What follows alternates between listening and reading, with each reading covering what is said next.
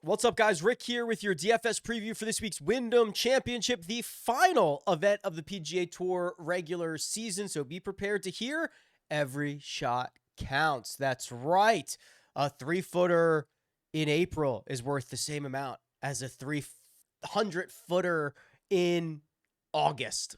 Get ready to hear that this week. We've got a lot of storylines, but we are going to cover through the golf course, the field, the trends, all that stuff with data to see what we can find and the best way to approach the golf course and approach the way to maybe get a little action down on this event. And then, of course, next week, we're going to enter the playoffs and the fields are going to be stacked. We're going to be playing, 70 down to 50, down to 30, et cetera, et cetera, et cetera. So let's not waste any more time. Let's jump into it. Let's go.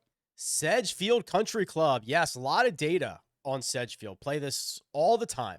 Donald Ross, 7,100 yards, par 70, larger than average greens, certainly skews shorter on the PGA Tour. And if you look at the correlation model or the regression model, which stats are more highly correlated to success, you will see really one thing that stands out, that is driving accuracy. The point being, that's not the only way to get it done, but accurate drivers of the golf ball have had a higher correlation to success at this golf course than all but 7 golf courses on the PGA Tour schedule. Okay. So only 7 other courses in which driving accuracy has been more important. You'll see things like strokes gained approach, actually below average. Driving distance, actually it is dead last. Around the green, below average. It is a pretty unique looking regression model. If you then go from the really strong stats that I showcase on the right-hand side, and again, this is my website, RickRunGood.com. I don't think I mentioned that. Bunch of data for fantasy and golf betting.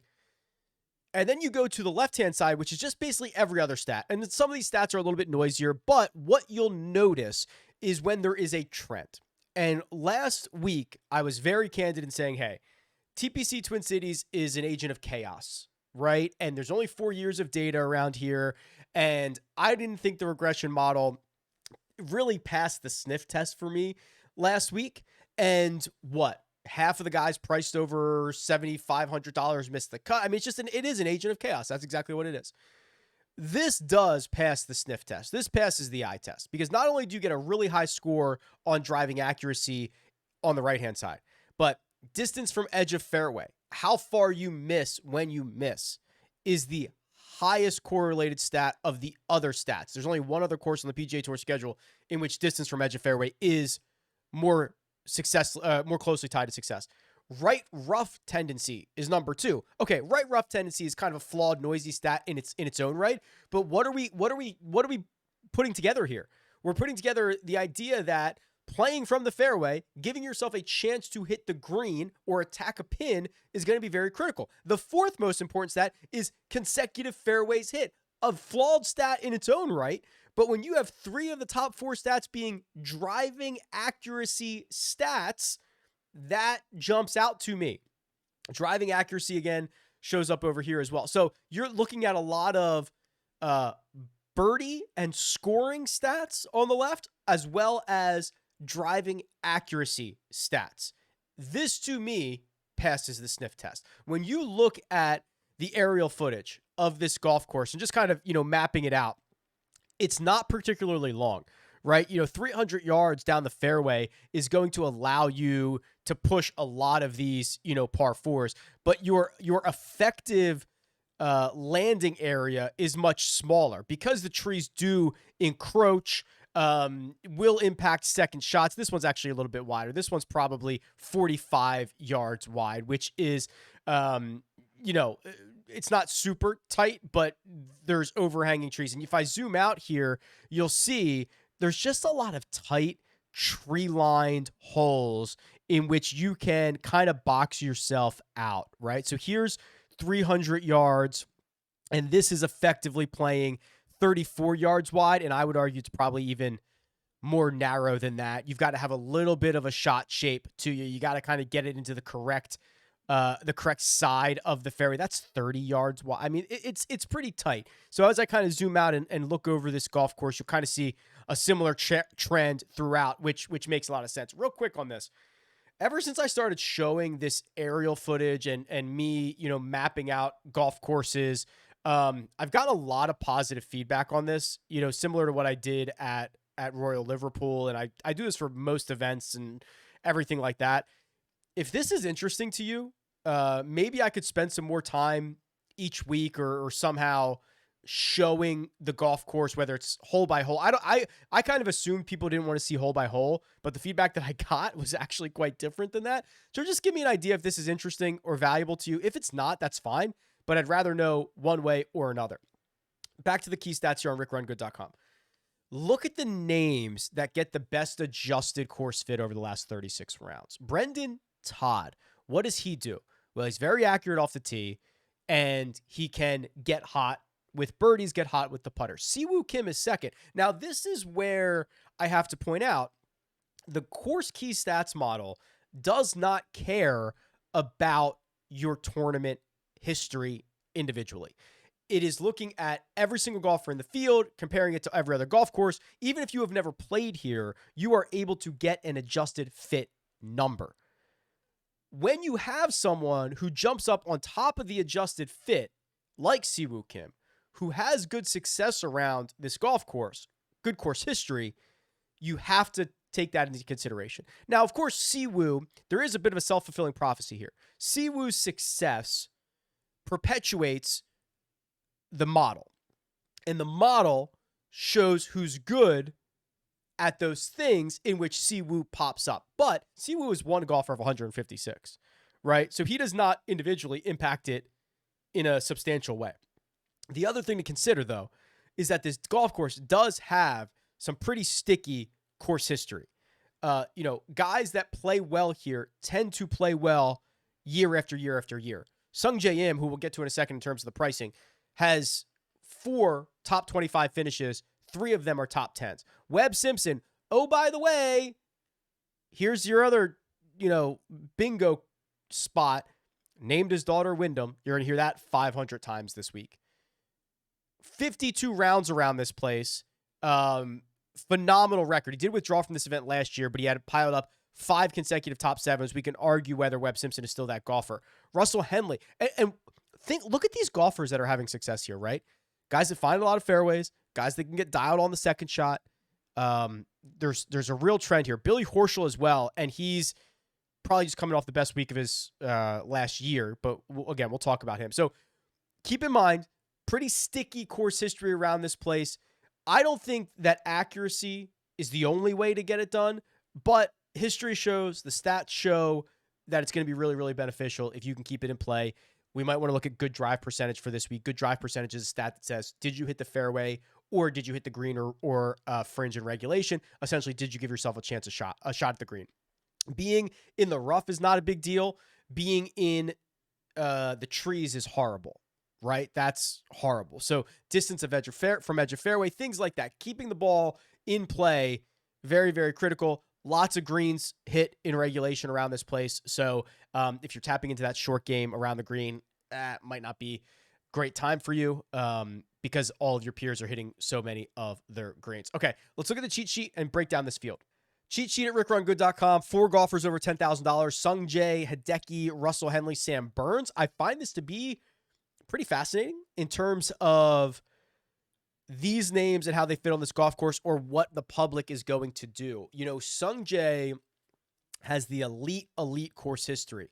However, he is coming in some of the worst form, honestly, that we've seen from him maybe in his entire career. I don't know if the bar is very high. Sung Jae is phenomenal, but to have missed 2 out of 3 cuts, to have missed 4 out of 8, and to have your best finish be a T20 during that stretch, it's pretty bad by his own standards. He is not playing to that well-rounded nature of golfer that we were kind of hoping for after a pretty strong start to the season. Now, he's going to get a big bump from the course history, right? The Wyndham Championship stuff. But I think that he is maybe the most fascinating golfer on the slate this week because I truly am not sure what to do with him. I'm not really sure what the industry is going to do with him. We'll know more when we get to the live chat Wednesday, 3 p.m. Eastern time, Rick Run Good YouTube channel in terms of what the projected ownership is going to be. But I find that to be completely fascinating. If you look at the power rankings, Sungjae Im is in just raw strokes gain total. You could say, get rid of the Corn Ferry guys, whatever. He's the 20th best player in this field in the last 36 rounds. He's gaining the same amount as Aaron Rye. He's been worse than Adam Hadwin, right? Just from a pure statistical standpoint. Now, if we get rid of the Corn Ferry guys, the senior guys, Asian Tour rounds, I bet you Sungjae is going to get a little bit of a boost here, but it moves up one spot. Nicholas Lindheim drops off, and he moves up one spot. So it's not very comfortable to roll out the most expensive golfer in this kind of situation. Hideki at 10,600 got off to an absolute roaring start around TPC Twin Cities last week. He gained 7 strokes from tee to green on Thursday, which was his best tee to green round ever. And I don't need to tell you, Hideki's one of the best tee to green players ever. So for him to go out and have his best single round ever, that should say something. Didn't play well on Friday. Didn't play well on Saturday, was better on Sunday, right? So those 2 rounds alone, Thursday and Sunday, he gained 11 strokes from tee to green. That's kind of what you want to see. He's been really close to putting this together for a while, right? He had the one bad round in the final round of the Memorial. He had the one bad round to kick off the Rocket Mortgage, in which he then would go on to miss the cut. The one bad round on Saturday at the 3M Open. You look at his history around the Wyndham, and you're going to find another golfer now who has got statistically good numbers, but it's quite volatile. He's missed 4 out of his last 7 cuts, but the other 3 are 15th, 3rd, and 11th. That dates back quite a long time. It dates back 10 years. So again, a lot of questions, not many answers. I think I might prefer Hideki in this spot over Sungjae Im, just because we have seen kind of the really high upside tee to green play from Hideki over the course of the last couple of weeks. I wonder if people are going to opt for Russell Henley, who low-key is kind of back to being what you would want him to be. I'm never going to beat up anybody for missing the cut at the Open Championship. I'm just not, right? Unless your name's Scotty Scheffler, Jordan Spieth, John Rahm, Rory McIlroy. I'm really not going to beat you up for that.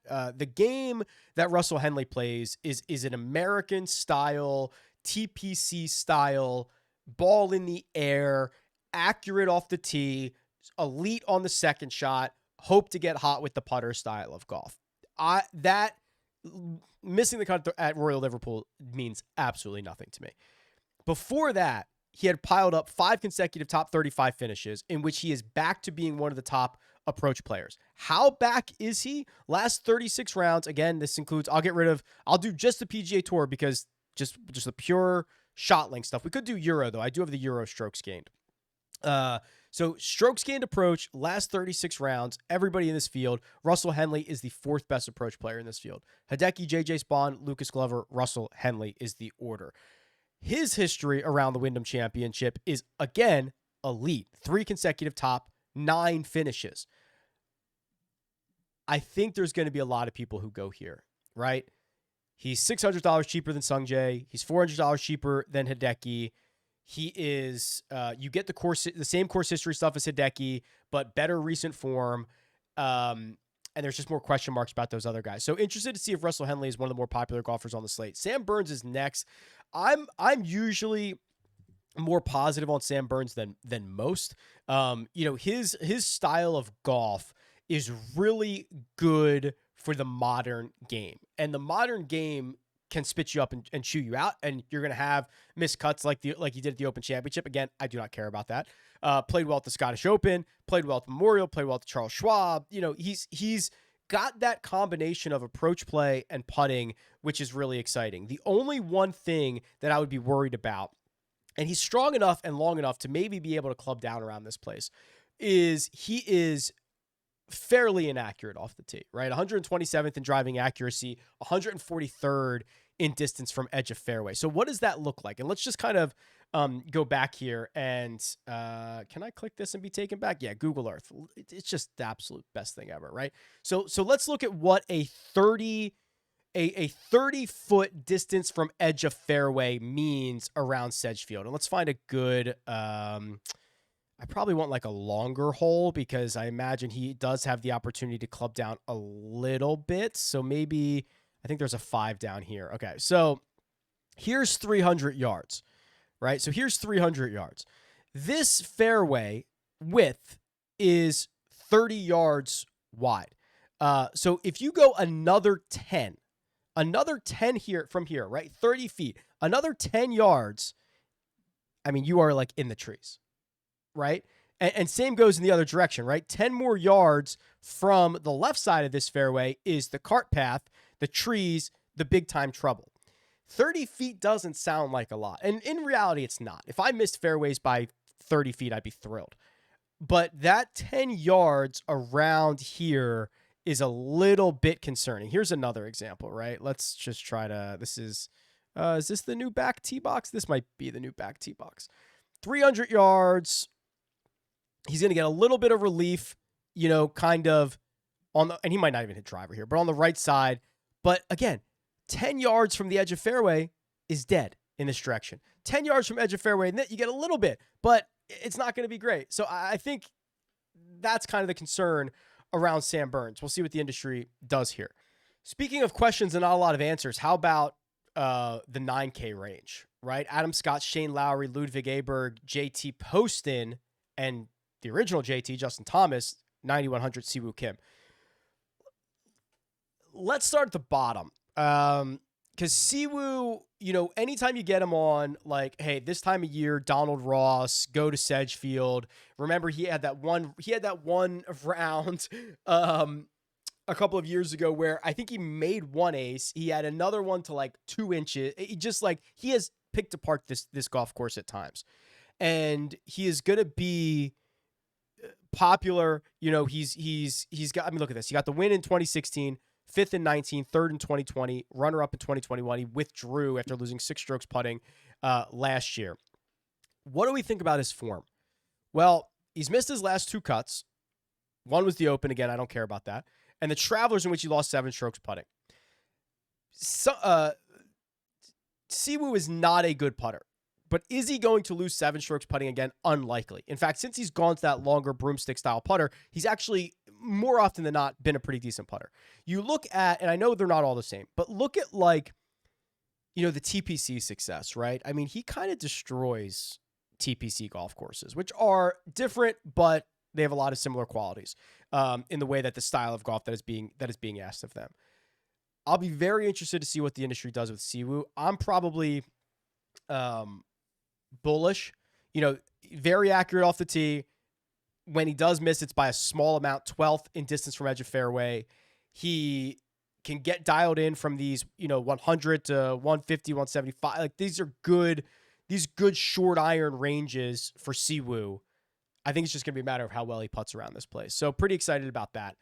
The rest of this range, I'm not, entirely sure what to do with. I'm kind of hoping there is a little bit of JT Poston losing $260,000 on the last hole, coughing up a solo second, and people saying, oh, what a moron, what an idiot. By the way, and I've talked to some guys on tour about this, him going for it on 18 is an absolute 10 out of 10 play. You have to do that every single time in his position, 3 off the lead, 3 ahead of the other guys in third. You go for that every single time. I am not at all worried about that.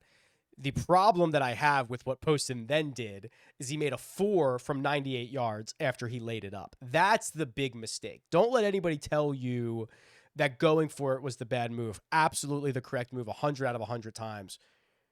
Making a 4 from 98 yards is inexcusable. I digress. One of the hottest golfers on the planet, right? T6, he makes the cut at the Open Championship, finishes 41st, and then a runner-up finish. He's won this event. Finished T21 last year. His stat profile is one that is generally pretty accurate. 79th on tour in driving accuracy, but in this field, it's probably half of that. It's probably 40th or something like that. Playing some of the best golf of his season right now. I wonder if that disaster on the 72nd hole knocks his ownership down a couple pegs, because I'd be pretty thrilled about it. I'm not sure I'm super thrilled about the rest of this. Shane Lowry, I always find to be quite difficult to handicap. You look at his history around Sedgefield, it's not great. His best finish was a T7. That was 6 years ago. Hasn't played particularly great since then. He had a T23. What he did overseas, the Scottish Open, lost 5 strokes ball striking. That's a big concern. Misses the cut at the Open, whatever. I'm starting to see some gaps in his game, right? If you scroll back a little bit, when he was playing his best at the beginning of last year, well-rounded, great ball striker, and adding strokes in the short game categories, he hasn't been as sharp around the green. He hasn't been as sharp with the putter. The ball striking's been good, not great. So that's kind of a tough pull for me. And then, the other one, we have to have the Justin Thomas discussion. Justin Thomas, to me, before I even talk about any of the data, I think he looks quite lost, admittedly. And, I watched him stand over a 3.5-foot putt at TPC Twin Cities on Friday for what felt like an eternity. I thought my screen was buffering. I thought the stream let out. He was standing over the ball that long. I've never seen him do that. He would obviously miss the putt. I think he's putting so much pressure on his game. You're seeing it in the putting numbers. He hasn't gained strokes putting, and he's done it once in his last 8, and that was a half a stroke at Detroit Golf Club. He still missed the cut. His approach numbers, outside of one solid week at TPC River Highlands, have been below average, which for JT is well below average, like well below his own baseline. I'll show you that in a second. The driving numbers, he's not super accurate, misses a lot of fairways, 138th on tour in driving accuracy. I'm pretty worried about this. I think he kind of needs a hard reset. He needs to take 4 weeks off. Can't afford to take 4 weeks off right now, which is kind of the problem. Hasn't played well around this place. I mean, when you're going back to Sedgefield for the first time since 2016, out of desperation to try to get yourself into the FedEx Cup standing or into the FedEx Cup playoffs, it's not a good sign. Like, why hasn't he played here before? He hasn't needed to, and he probably doesn't think this is a good spot for him. And I would tend to concur. You look at his stat profile, sort this by salary because we'll find him easier that way. This trends tool I love, right? Because it shows you how well a golfer's playing to themselves. And similar to what he did last week, he's losing nearly 2/3 of a stroke per round to himself. That's not good. He is essentially, in this form, a tour average golfer. Now, the other tour average golfers are priced at 7,100, 7,100, 68, 65, 69. Justin Thomas is 9,100. I get the point, and I do want to be early on Justin Thomas, but I need to see something. So, I think this is objectively a pretty big overpay for JT around this place, just kind of hoping that he gets his game in order, and I'm not sure hope is a strategy, admittedly. So, here in this 9K range, I live with Siwoo. I'm happy to go to JT Poston. I think that Ludwig Aberg is, we're going to learn a lot about his game this week, right? Is he going to club down with success? Because he probably does not need, he certainly does not need all the firepower that he possesses around this place. And he doesn't have enough stats to qualify, of course. But, I think this is going to be a nice litmus test for him. He has played this event before. Is that right? No, he hasn't. So we'll see. But it's probably a Siwoo, Poston, or Skip situation. I do want to give a hearty congratulations to E. Fletcher, who won our little listener league contest, our little pick'em contest for last week. Hideki, Aaron Rye, Eric Cole, Ludwig Aberg, Lee Hodges, and Vincent Norman. That was good for 66 under par. Well done. $405. Fox Force finished second.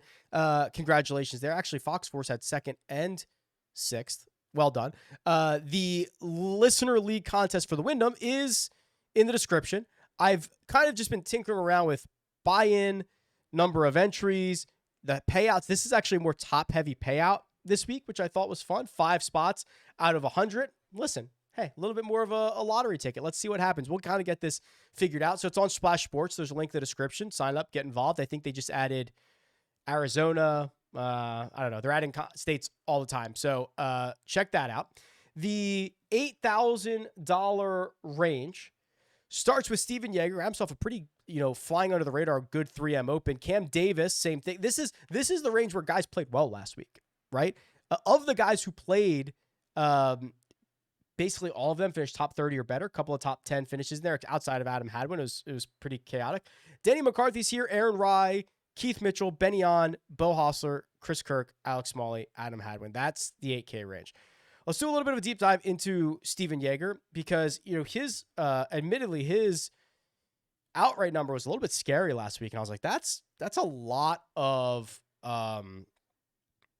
respect for Steven Yeager. Hat tip to you, Steven Yeager. Played well. Look at the ball striking numbers from this guy. So he gained 6.5 strokes ball striking last week at the 3M. Gained another 6 at TPC Deer Run. He has gained at least 3 in 5 straight. And outside of the disaster at Colonial, which he still made the cut, so it was probably just 2 rounds at the end of the, he is consistently gaining 3 to 6 strokes in the ball striking categories. And his putter can be good. He's gained in 3 of his last 4.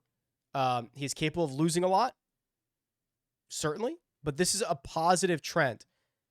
Has he played the Wyndham before? Yeah, he's played it 3 times. So 2018, T70. 2019, missed the cut. Last year, he finished T13. I think I'm all aboard the Yeager train here. I wish he was a little bit more accurate. I wish he was a little bit better from these short iron situations. But this dude is, bred from the Corn Ferry Tour where scoring is a big deal. And we saw the trends or the notes that stand out to me in terms of the course key stats are accuracy and scoring. So to see him playing as well as he is, if I can find his profile here again, is a really, really good sign. So that's of note.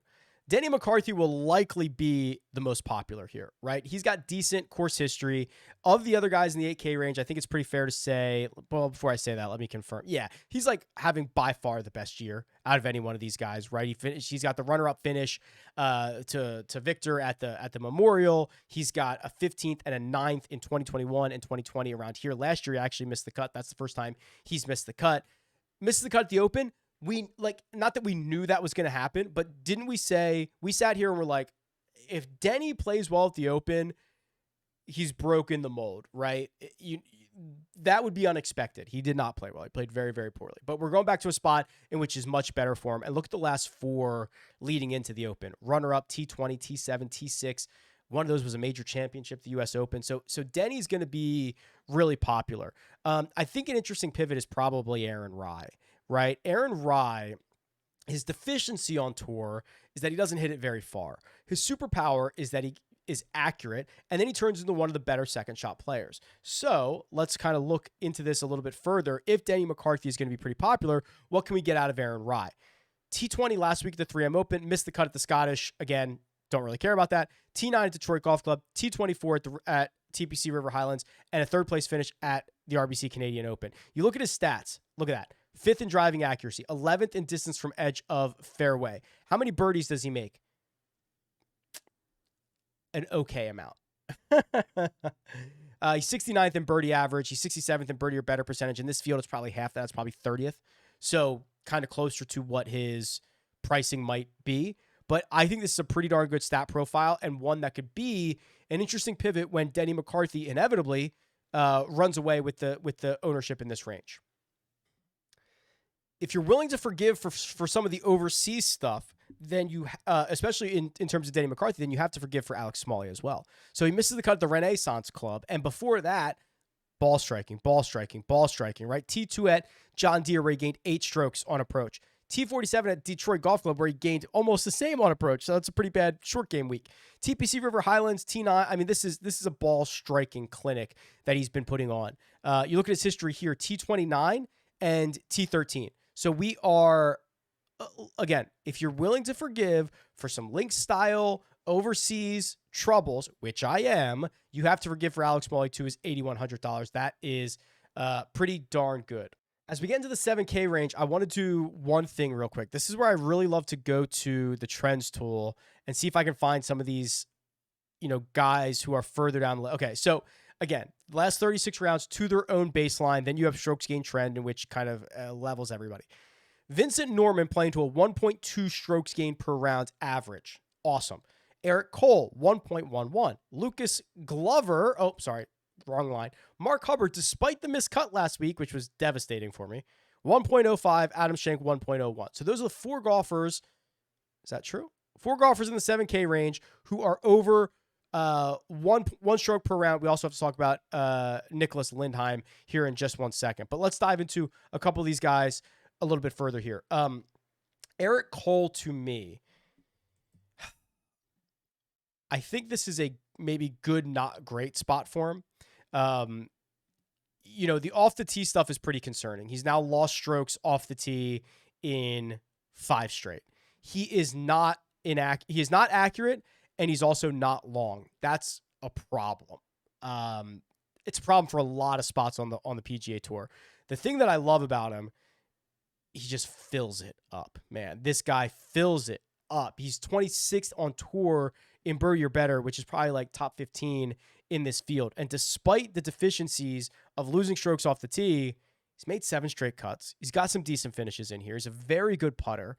All I'm asking is keep the ball in play. If he can keep the ball in play off the tee, I think he has a really good chance. Will you forgive quickly on Lucas Glover, Mark Hubbard, maybe some of these other guys that burned you? There are things as good miscuts and bad miscuts. Let's look through Lucas Glover and Mark Hubbard and see.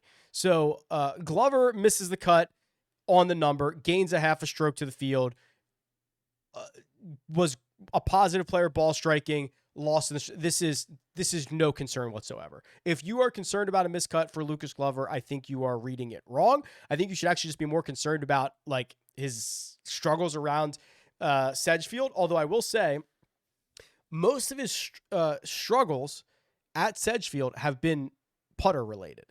Over his last 5 starts, he has lost a combined, I'm going to do some quick mental math here, 11, 16, like 18 strokes putting. That's outrageous. He's gained strokes ball striking at TPC or at Sedgefield. Wow. I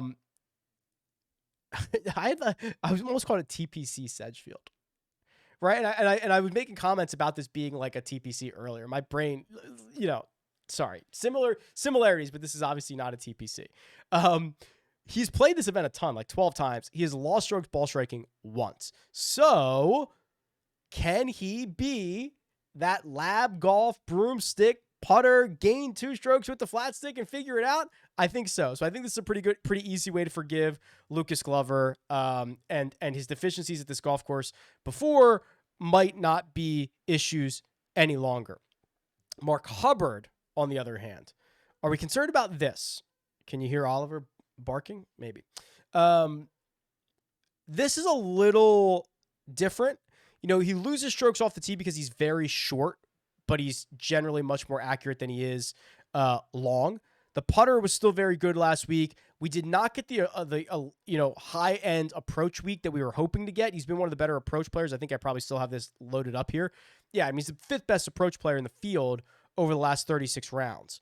So I still think this is a buy spot for Hubbard, though I am slightly more worried about it than Glover, because we might just be like on the tail end of him starting to figure something out with the approach play, right? Like if he's just lost that a little bit, I do worry about that. So those 2 guys I'm willing to buy back in on, but I think I prefer Glover over Hubbard. Mentioned it last week. Garrick Higgo is truly rounding into form. He's truly playing a lot better golf now. He's got the T13 from last week, T19, T21, T33. So in essence, you'd be like, okay, well, he's going to, continue to improve. That would be really nice, wouldn't it? I would exercise caution, because the skill set that Higgo has and the skill set that I've been so excited about for the last couple of weeks, and I've been rewarded for such, is not necessarily great for this golf course, right? When he starts spraying it, he's going to get into big trouble around this place. So I'm going to exercise a little bit of caution on Garrick Higgo. Let's have the Nicholas Lindheim discussion.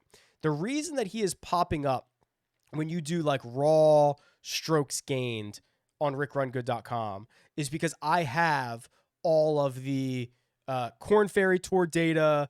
I have all the European Tour data, Asian Tour, Live, Senior Tour, PGA Tour, right? So the last 5 starts for Lindheim have been Corn Ferry Tour starts.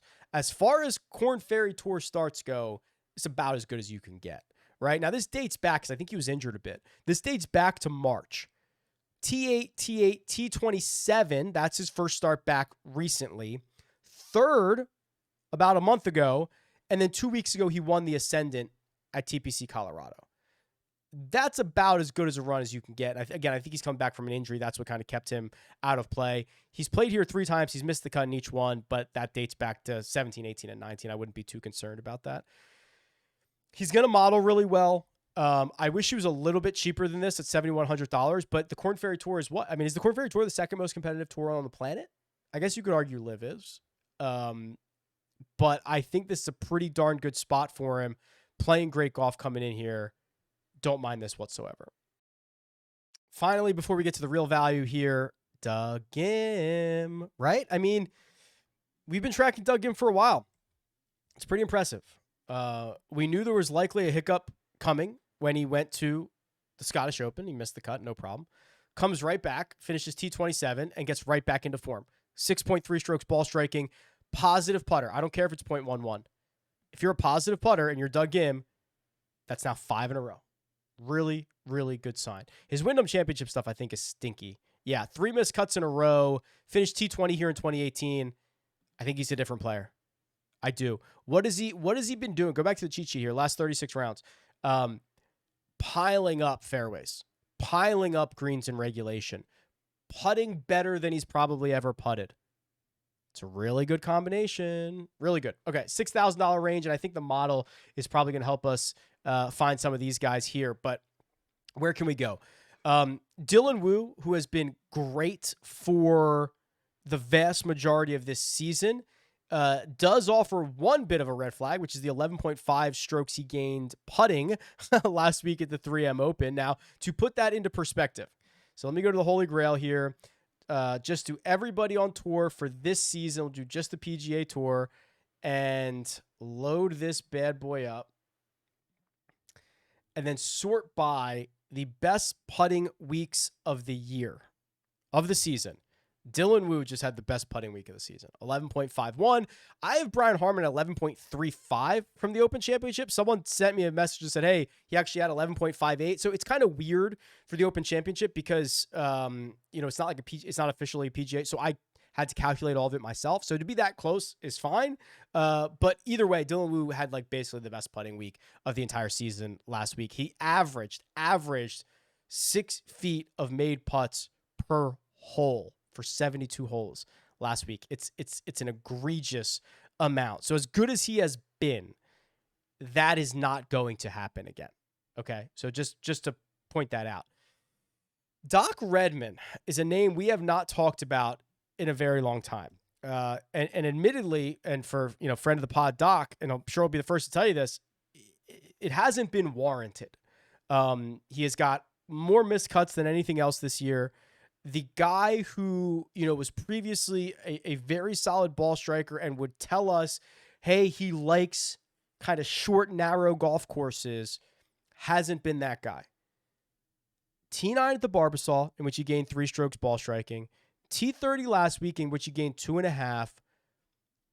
This is the very low bar. The best 3 tournament stretch for him. Man, in over a year. Seriously, since like May of 2021. This golf course, I'm a little even nervous to say this. If I were to zoom out on Doc's career, right, and say there's one golf course on the planet in which I want to put him on, it's this one. T3 here in 2020, T21 in 2022. When he's going well, short, tight, accuracy-driven golf courses are good for him. I will then remind you, like, this is about as risky as it gets. I'm not super confident in playing Doc Redman this week, but I want to compare what he's been doing recently to what he's been doing in the last year, and it's a pretty good timing situation. That's all. That's basically as far as I'm willing to go on that. So, good luck. If we flip this around and look at just the top players in strokes gained over the last 36 rounds in the 6K range, Dylan Wu's number 1, no surprise. Peter Quest is number 2, right? He had the 4th place finish at the Rocket Mortgage, 17th at the John Deere. He's longer than a lot of the other guys in this area, and he's pretty accurate as well. He's just as accurate as Andrew Novak, but he's 11 yards longer, which is kind of a big deal here. So I think that he is worth a consideration. I'd be interested to see how he attacks this golf course. We don't know a lot about Peter Quest. We don't know if he's going to try to just use that distance around this place and maybe get himself into some trouble, or if he's going to be able to club down and how that's going to be able to help him. But in terms of raw strokes gained, he's the second best player in this 6K range over the last 36 rounds. Is there anybody else that stands out here? Well, you've got accurate guys like Adam Long, but he's probably not hitting it well enough to make up for that. James Hahn, pretty much a similar story, right? Although he's made 2 cuts in a row and he's made 2 cuts in his last 2 trips here, but I don't think there's a lot of upside. Is there anybody here who has legitimate upside?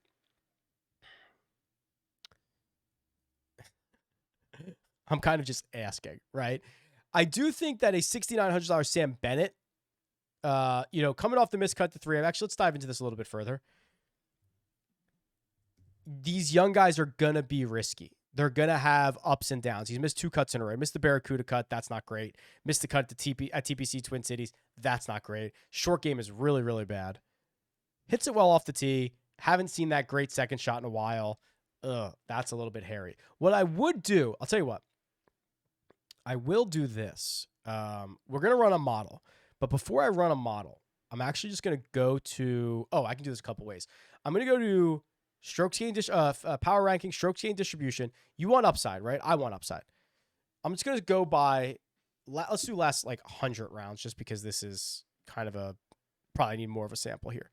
How often a golfer gains 5 or more strokes to the field and then finds somebody in the 6K range. Harrison Endicott. His floor is Eric Van Rooyen. His ceiling is Aaron Rye and Denny McCarthy.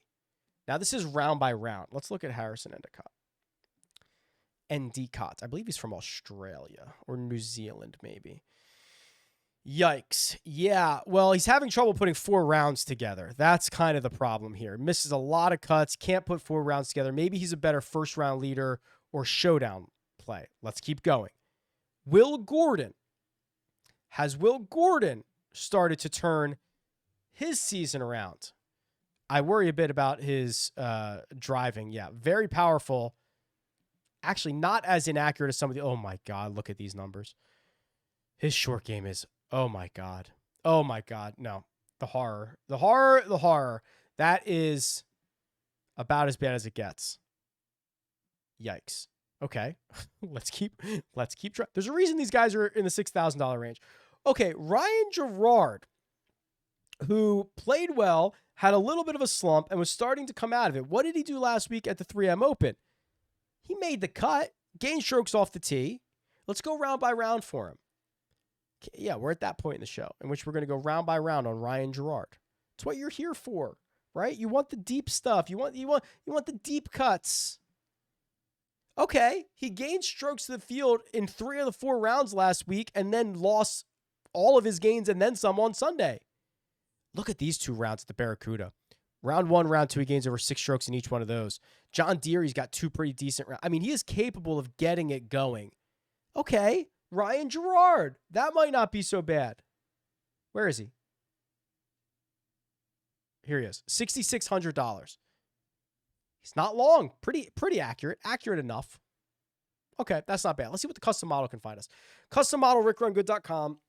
You take your 100 weights, you plug them in any way you want, and then it gives you rankings, and you can create lineups with it and all that fun stuff. So, okay. We've been saying scoring and accuracy. So let's start there. Okay, let's start with scoring and accuracy. So, scoring, let's do Birdies or better gained for 20. Accuracy for 15.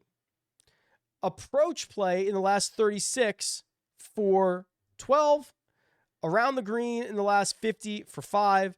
And then we are going to put 15 on Bermuda putting. We have 33 left. We are going to go to short golf courses, and we are going to put 10 there. We are also going to put, it's pretty sticky course history, so we're going to put 10 on Sedgefield. Sedgefield. There it is. 10 on Sedgefield. And then we're going to put like 5 on, actually, we're going to put like 3 on TPC River Highlands and 3 on Harbor Town. Okay, we have 7 left. Let's put our final 7 on. Let's do the buckets just to be a little wonky. Let's do 4 on 100 to 125 and 3 on 125 to 150. My number 1 golfer is, yikes, Russell Henley. Yeah, man. It's really good. He's very good with the wedges. He's green across the board. All that stuff we put in, his worst rank in any of those stats is 20th. Strokes. No, I'm sorry. Birdies are better gained. He's 47th there. Otherwise, it's basically top 20 across the board.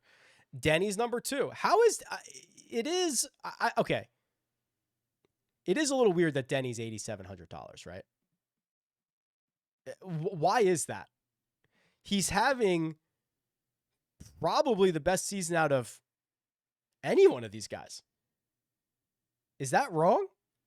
He is okay. So I'm sure. I guess I missed this. Last 36 rounds. Raw strokes gained. Get rid of Nicholas Lindheim, who's got a lot of Corn Ferry stuff in there. Denny McCarthy's the number 1 player in this field. 1.53 strokes gained per round. He is $8,700. That's wrong, right?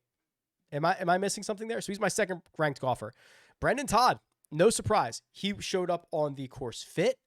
Now we're using metrics from the course fit to get here. I will pull up his profile for you just so that you can see what he's been up to as of late. He had that runner-up at John Deere. He made the cut at Royal Liverpool. What has he done at Wyndham before? Bunch of missed cuts, but a T10 in 2021 and a T36 last year. Sungjae's 4, Siwoo 5. Yep.